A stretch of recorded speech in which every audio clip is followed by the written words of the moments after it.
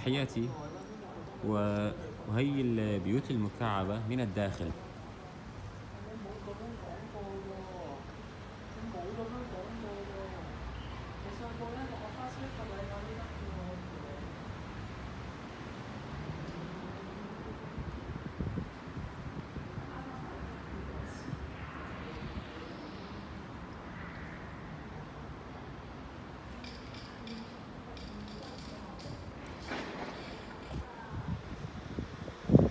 طبعا رح ندخل هلا لجوا. شوفي جوا كمان.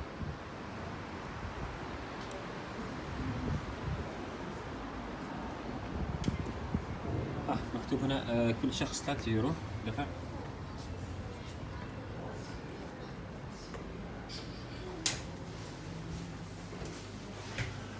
واو مذهل.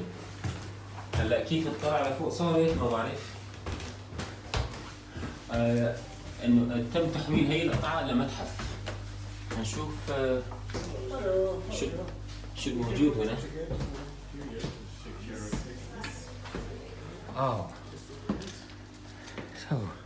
هلو خيدا. طبعا اعزائي هذا المنظر من الداخل. المنظر من الداخل. هي فقط تم تحويلها الى متحف. تم تحويلها الى متحف.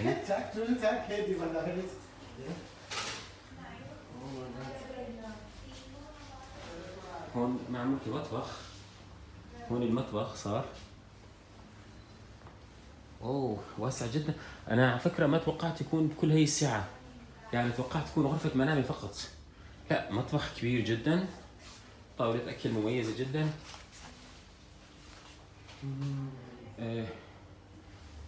غرفه جلوس واسعه كمان. هي الاطلاله للخارج.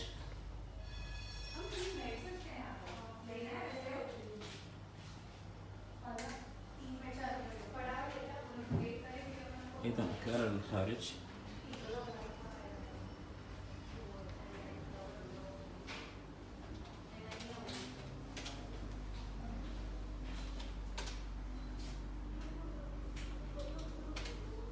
من التراث الفرعوني.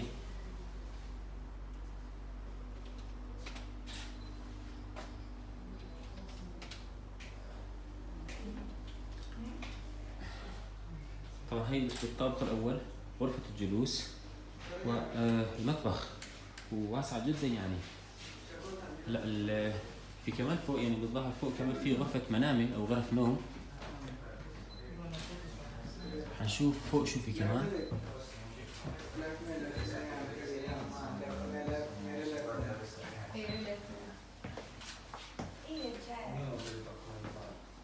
هلو خيدا.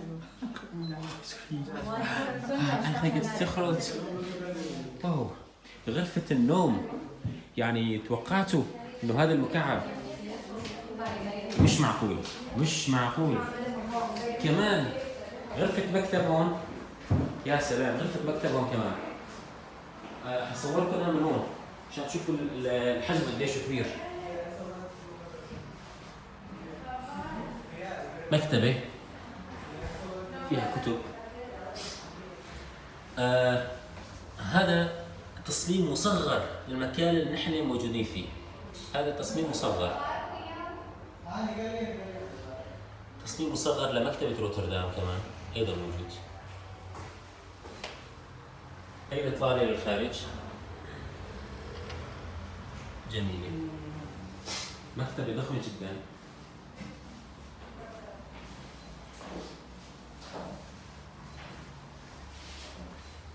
غرفة نوم كبيرة. تخت مجوز كبير. خزانة ملابس كبيرة. شوفها كأني في طابق ثالث. معقول؟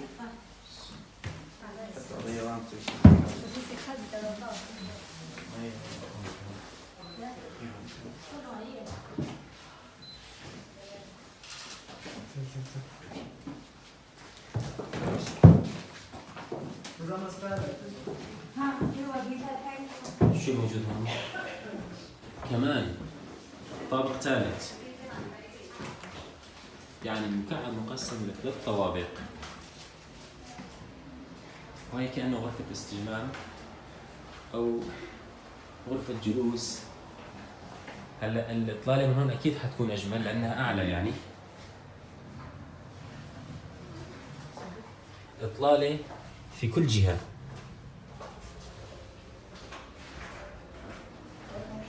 موجود بعض المزروعات الصحراوية الموجودة هون.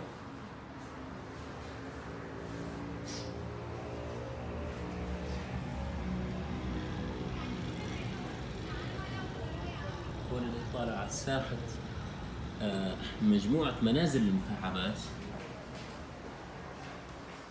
حقيقة أنا منبهر جدا، منبهر جدا. مكعب صغير تحول إلى 3 طوابق بفضل الإبداع والإعجاز في البناء لدى الألمان، لدى الهولنديين عفوا. 3 طوابق، غرفة منام كبيرة، غرفة جلوس أو قاعدة كبيرة، مطبخ كبير، غرفة مكتب كبيرة، وأخيرا غرفة على الطابق الثالث. حنرجع برجوع. الو شيروان، مكعب صغير يحوي 3 طوابق، كيف 3 غرف كبيرة، مش معقول.